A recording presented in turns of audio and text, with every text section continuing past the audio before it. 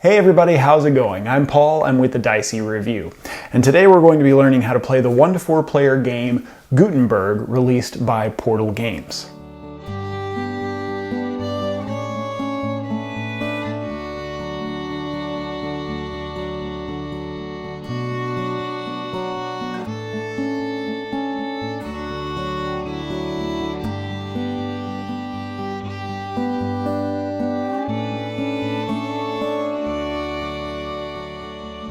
Now, in Gutenberg, players will be playing influential merchants who are trying to be the most efficient at running a printing press, and through a unique sort of action selection mechanism, players are able to take actions during the round to gain new orders, gain different types of inks, increase their specialties, improve their printing presses, and gain the support of valuable patrons. So how does it play? Well, let's get to the table and find out.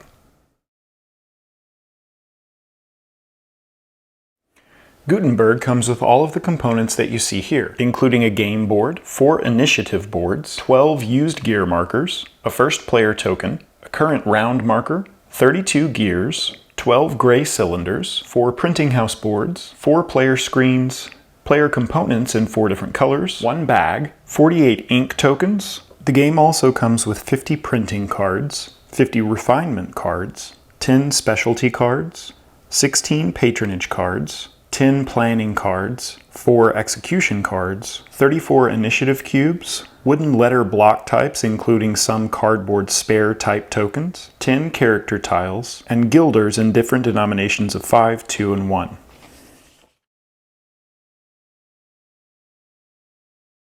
To begin setup, place the board in the middle of the table. Make sure that you're using the board that shows the correct player count.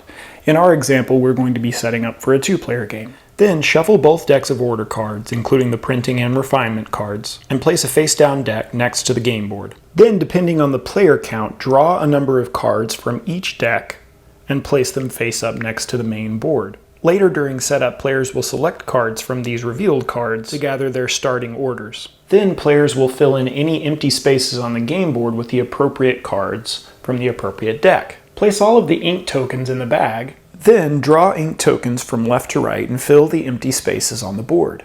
Next, shuffle the specialty cards and place them face down near the game board. In our example, we're placing them on the game board since we have a bit of extra space to work with. Then fill in any empty spaces on the game board that require one of these cards. Next, shuffle the gears and place them in a face down stack on or near the game board depending on your space available. And then fill in any empty gear spaces on the board with gears from the pile. It's important to note that if you're playing a 2-player game, you'll remove any of the gears that show these white lines in between the different gear sections, and you'll only use the gears that show these gray lines. Then, shuffle the deck of patronage cards, and place 1 patronage card face up in each of the empty spaces. Return the remaining patronage cards to the box, they won't be used for this game.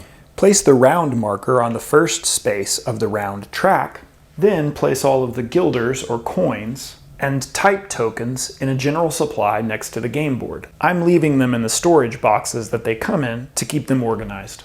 Then you can randomly determine a first player who will receive the first player token. Each player will then get a printing house board, an initiative board, a player screen, 3 gray cylinders which they'll place in these cog spaces here, the player markers and player discs in their chosen player color, 10 guilders from the bank, 3 used gear markers, and then a number of initiative markers depending on where the player is in the player order.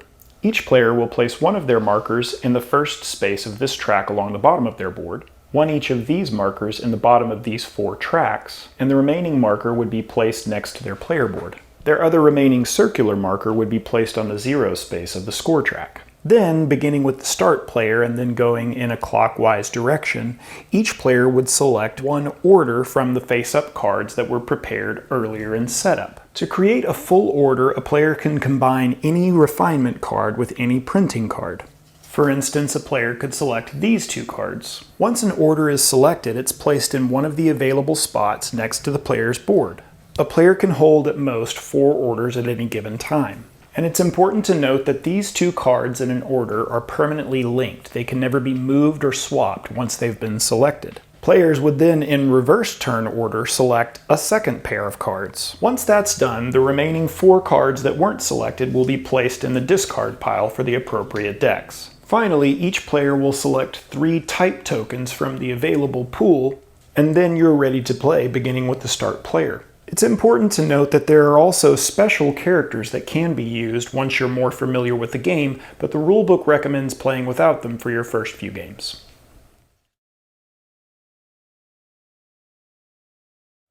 A game of Gutenberg will last for 6 rounds, and each round will have the following steps in order.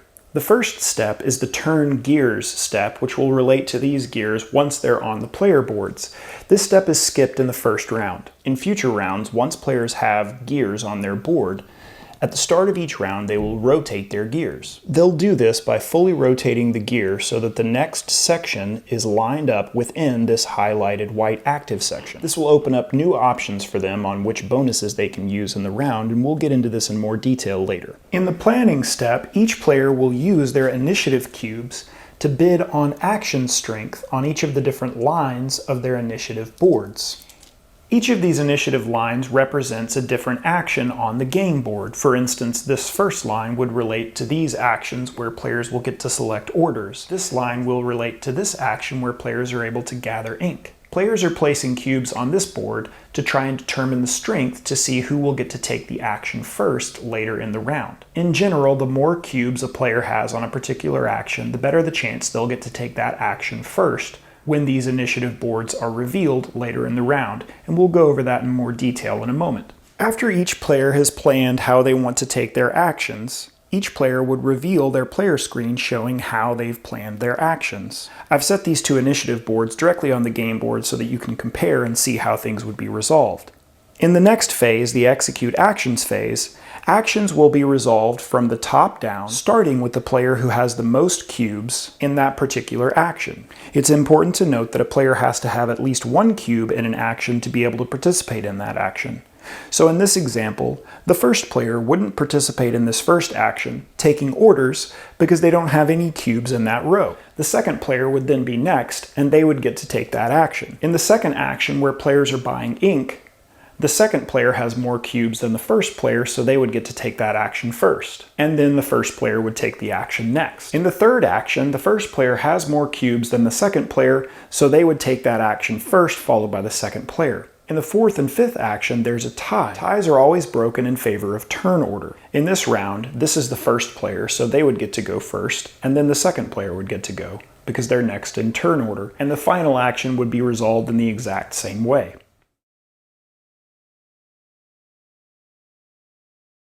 After everyone has completed the planning phase, you'll then go into executing plans.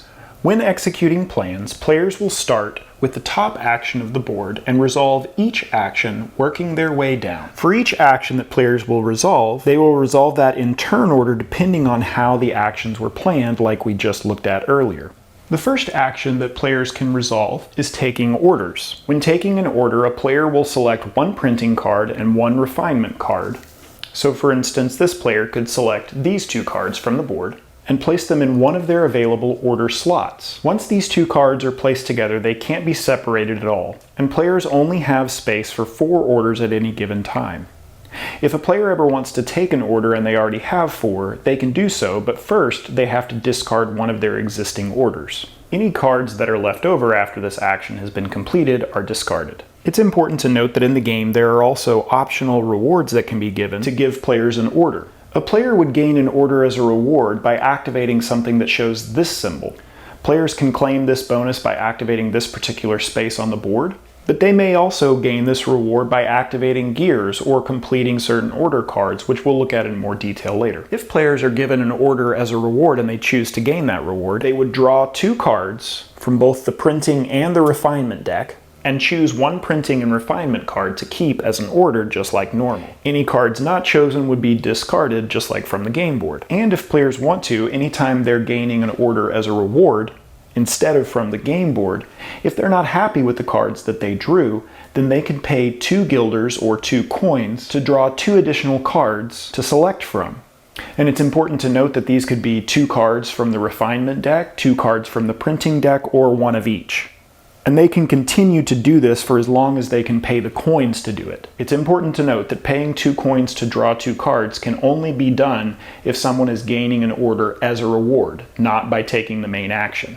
The next action that players would resolve is taking inks. When a player takes this action, they can select up to 3 inks from one side of the board. So for instance, if a player wanted to, they could take ink from either this side of the board or this side of the board, but not both. Inks have to be taken from left to right, and the first ink would be free. But if a player wanted to take the second and or the third ink, they would have to pay 1 or 2 coins respectively.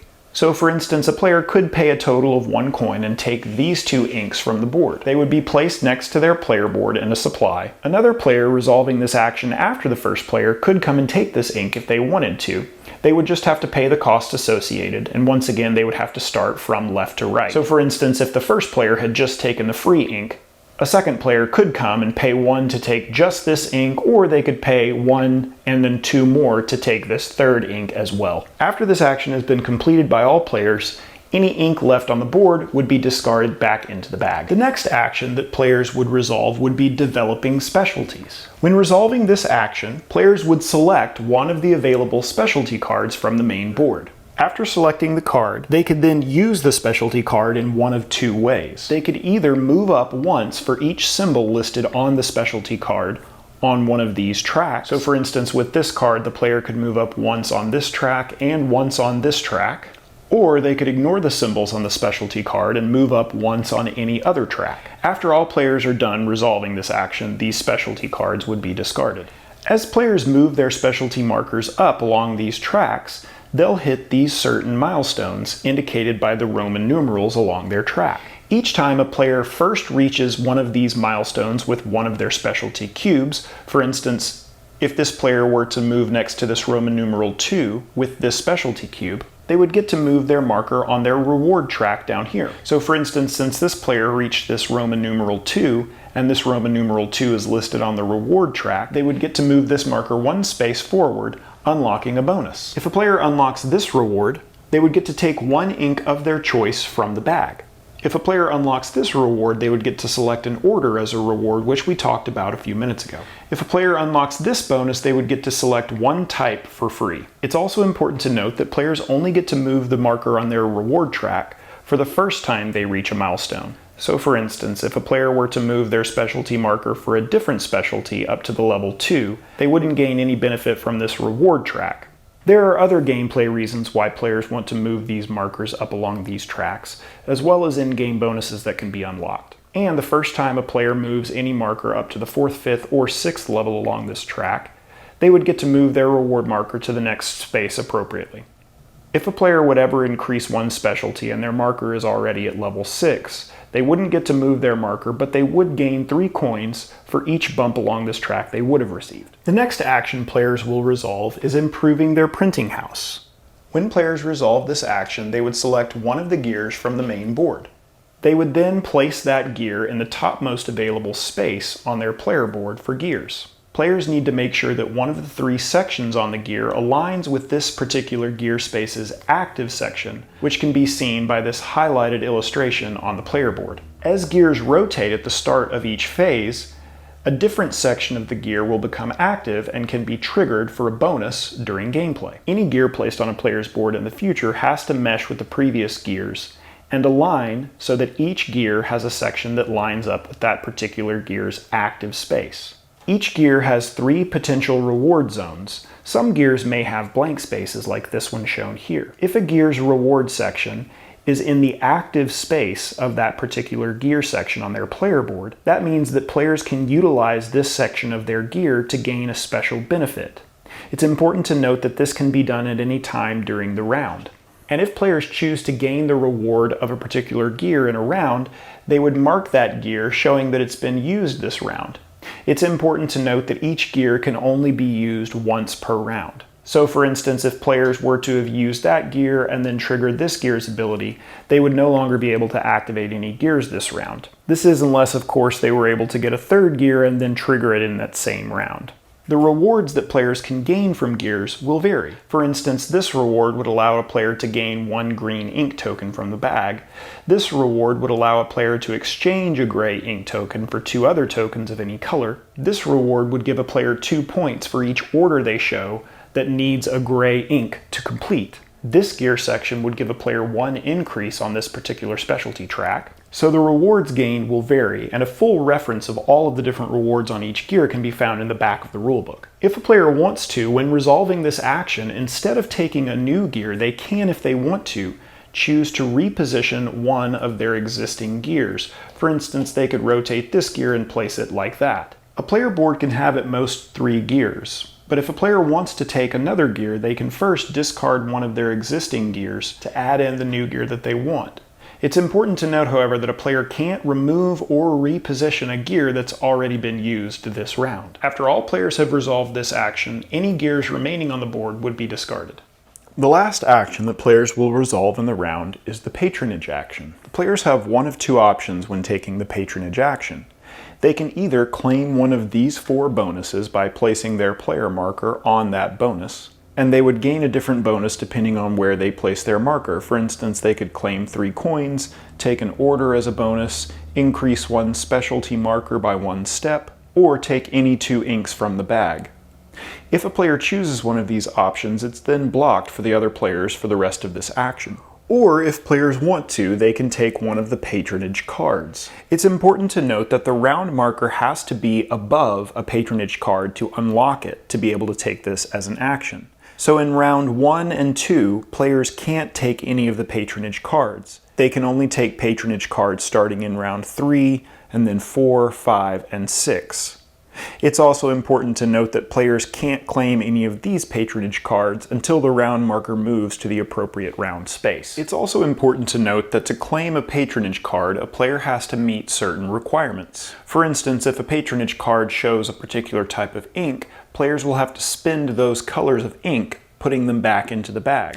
Players may also have to have certain types in their supply or have reached certain levels on specific specialty tracks. For instance, to claim this specialty card, it would have to be round 4.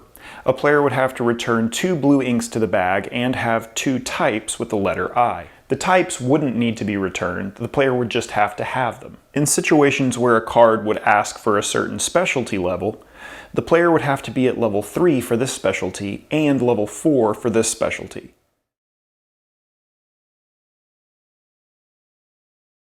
After players have resolved this final action on the board, it would then be the time in the round where players can fulfill orders.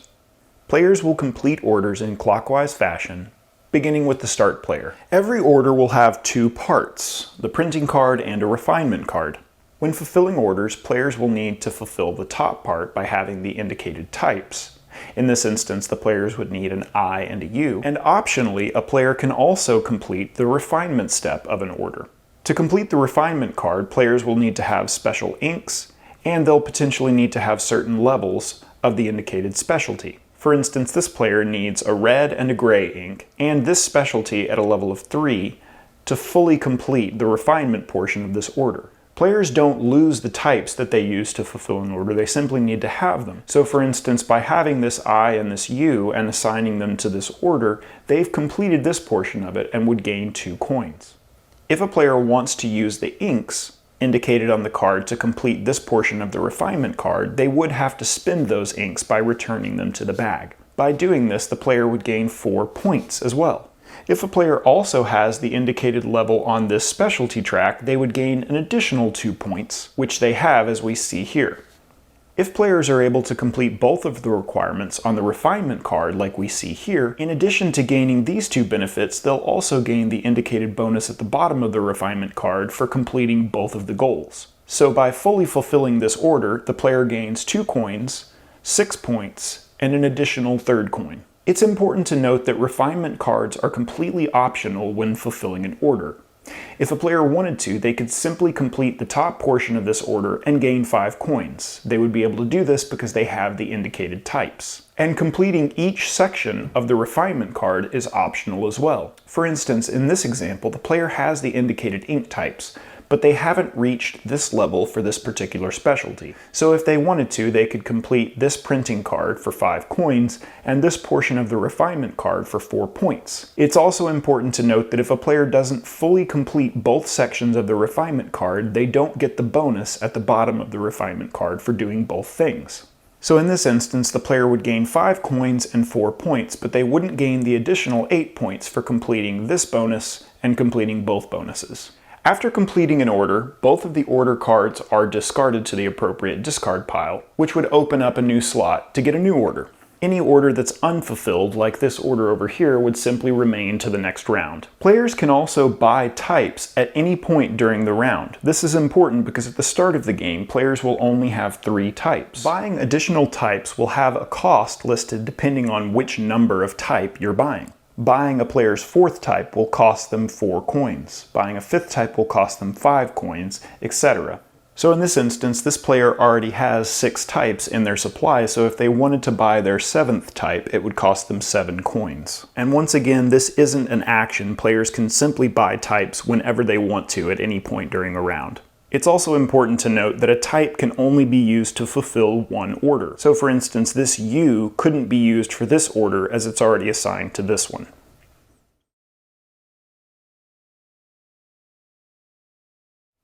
At the end of the round, players will first refill the order cards from the appropriate decks, refill the ink spaces from the ink bag, refill both specialty card spaces from the appropriate deck, place new gears on both of the gear spaces, move the round marker to the next appropriate space of the round track, return both players' markers on any patronage spaces back to their player area, remove all of the initiative markers from the player's initiative boards, and then pass the first player marker to the next player in clockwise direction. All other players would then give one of their initiative cubes to the player who just passed the first player marker. So in this instance, this player would receive 1 additional initiative cube.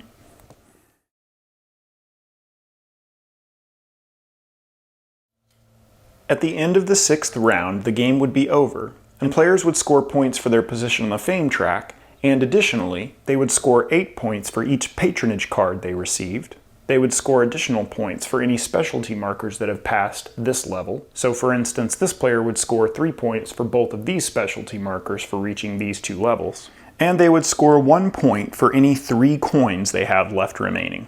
The player who has the most points after counting these things would be the winner, and a tie would be broken in favor of players that have the fewest types. If there's still a tie, the tie would be broken by the player who has the fewest inks, and if there's still a tie, the victory would be shared between those players. Alright everybody, that was our video. Hopefully it was helpful and hopefully it was informative. If you still have any questions about how to play the game, please comment below or email me directly to dicey@gmail.com.